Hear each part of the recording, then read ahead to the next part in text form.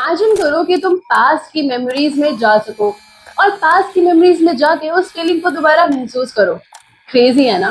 पता है, ये टेक्नोलॉजी ह्यूमंस ने 1960s और 70s में ही हासिल कर ली थी। तब मेमोरीज इतनी एक्सपेंसिव होती थी कि गोल्ड से भी ज्यादा महंगी थी। आज हम हजारों फोटोज और वीडियोस बनाते हैं और डिलीट कर देते हैं और सोचते भी नहीं। मगर अर्ली कंप्यूटिंग के टाइम कंप्यूटर मेमोरीज बहुत एक्सपेंसिव होती थी, इसलिए जो इंजीनियर्स सोचते थे कि जितना स्पेस हो बचा लो। आप यकीन नहीं करोगे, स्पेस बचाने के लिए ईयर्स को 4 डिजिट के बजाय 2 डिजिट में लिखा जाता था। मतलब 1965 है तो 65, 1975 है तो 75, 1999 है तो 90। उस वक्त ये परफेक्टली इंजीनियरिंग शॉर्टकट सोल्यूशन था, लेकिन प्रॉब्लम बस एक थी।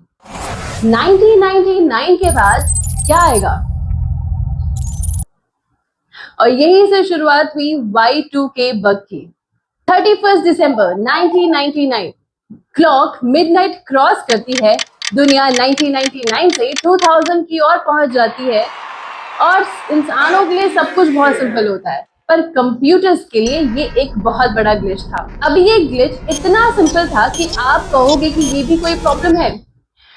कंप्यूटर लैंग्वेज में 1998 को 98 लिखा जाता, 1999 को 99 लिखा जाता, सिमिलरली 2000 को 00 लिखा जाएगा। लेकिन यहीं पे सारा गेम पलट गया। 2000 बहुत सारे ओल्ड कंप्यूटर्स में 00 को जो सिस्टम होता था वो 2000 में 1900 रीड करता था। क्या हुआ? जहां पे पूरी दुनिया 2000 में एंटर कर रही थी, वहीं पे हमारे सिस्टम्स एक सेंचुरी पीछे चले गए। अब इमेजिन करो कि ये सिर्फ तुम्हारे लैपटॉप का कैलेंडर डेट नहीं है, बेसिस पे बैंक इंटरेस्ट कैलकुलेट कर रहा है, इंश्योरेंस एक्सपायर हो रही है, सैलरी एंड पेंशन कैलकुलेट हो रहे हैं, गवर्नमेंट डेटाबेस प्रोसेस हो रहा है। एक छोटा सा 99 to 00 millions of old software की डेटा कैलकुलेशन को गलत कर सकता है। और इसी प्रॉब्लम का नाम था Y2K bug. Solution conceptually complicated था। ओल्ड सॉफ्टवेयर को खोलो, डेट रिलेटेड कोड को आइडेंटिफाई करो, इंस्पेक्ट करो, रीराइट करो एंड देन टेस्ट करो। अब प्रॉब्लम सोल्यूशन नहीं थी, प्रॉब्लम स्केल थी।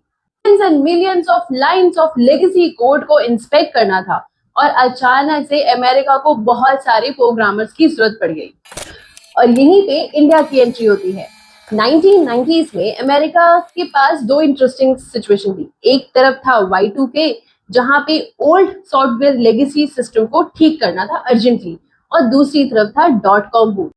इंटरनेट दुनिया की हॉटेस्ट अपॉर्चुनिटी बन गया था। नेचुरली यंग अमेरिकन नई टेक्नोलॉजी यानी इंटरनेट बिजनेस की टेक्नोलॉजी की तरफ जा रहे थे, और Y2 के लिए क्या चाहिए? पेशेंस। के पास एग्जैक्टली वो रिसोर्सेज थे जो इस प्रॉब्लम को सॉल्व कर सकते थे।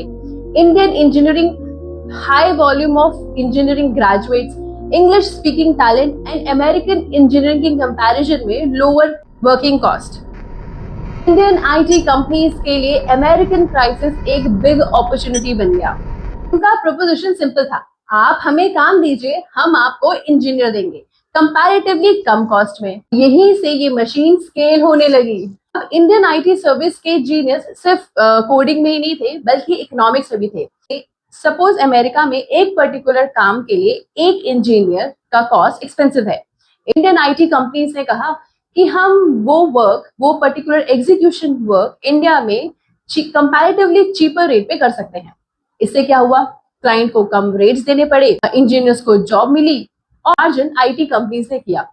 अब यहाँ पे एक चीज नोटिस करना, फंडामेंटली कंपनीज यहाँ पे क्या सेल कर रही हैं? कोई सॉफ्टवेयर प्रोडक्ट नहीं, बल्कि ह्यूमन टाइम।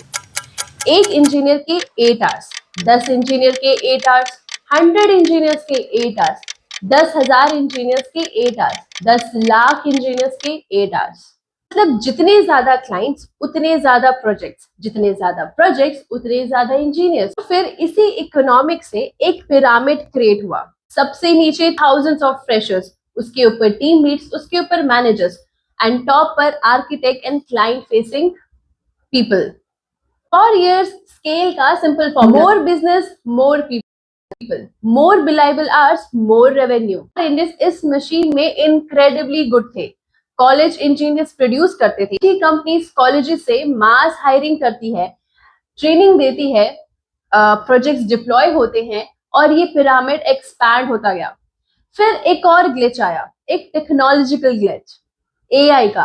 अब एक फ्रेशर यूजली क्या करता है, बहुत सारे वर्क्स को हम 5 मेजर बकेट्स में रख सकते हैं। क्या है टेस्टिंग, सीनियर इंजीनियर एक फीचर बनाता है, जूनियर इंजीनियर उसको टेस्ट करता है, एज केसेस चेक करता है और बग ढूंढता है।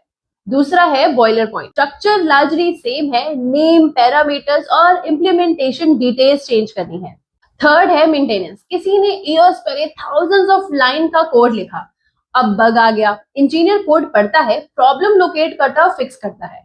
फोर्थ है माइग्रेशन, ओल्ड सिस्टम को नए सिस्टम में मूव करना, पीस बाय पीस अंडरस्टैंड करो, कन्वर्ट करो, फिर टेस्ट करो। फाइनली आता है डॉक्यूमेंटेशन। डॉक्यूमेंटेशन में ऐसा होता है कि ये फंक्शन क्या करता है, इस एपीआई का क्या वर्क करता है, अगला इंजीनियर कोड समझ पाए, इसलिए डॉक्यूमेंट किया जाता है। अब एक चीज नोटिस करना, इन जॉब्स में एक पैटर्न है, टास्क डिफाइन है, पैटर्न अवेलेबल है, वॉल्यूम हाई है, एम्बिग्यूटी रिलेटिवली लो है। अब इसी कैटेगरी में एआई जनरेटिव एक्सट्रीमली यूजफुल है।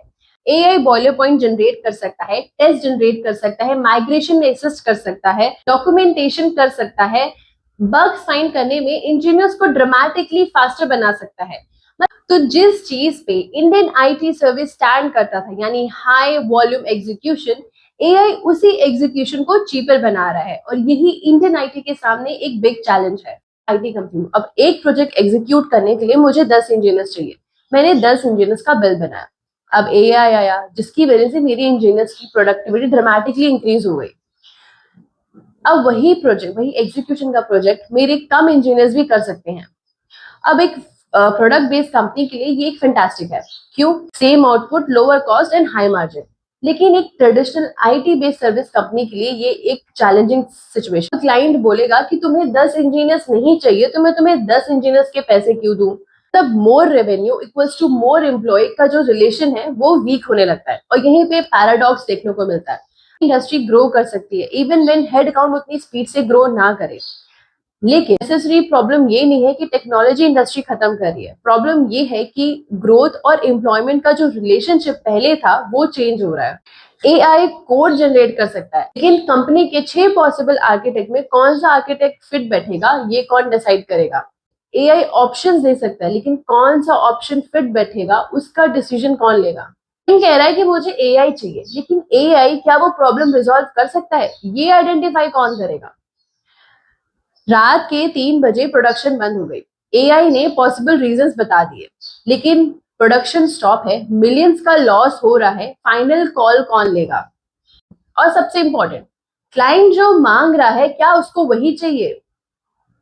यहीं पे ये पैटर्न मैचिंग इनफ नहीं है, क्योंकि यहाँ चाहिए judgement, context, communication, responsibility and problem solving. यही इंडिया के लिए एक अपॉर्चुनिटी है। पिछले सेवरल डिकेड से एक प्रपोजिशन होता था, give us the process and we will execute it cheaper. अब एआई के बाद एग्जीक्यूशन चीप हो गया है, तो नेक्स्ट अपॉर्चुनिटी क्या होनी चाहिए? Give us the problem, we will figure out what should be done. And I think next IT boom इस बात पे डिपेंड नहीं करेगी कि हम कितने कोडर्स प्रोड्यूस कर रहे हैं, बल्कि इस बात पे करेगी कि हम कितने थिंकर्स प्रोड्यूस कर रहे हैं। इंडिया ने वर्ल्ड को आवर्स सेल किए हैं, 8 आवर्स, 9 आवर्स, लेकिन अब अपॉर्चुनिटी है to sell judgement to the world.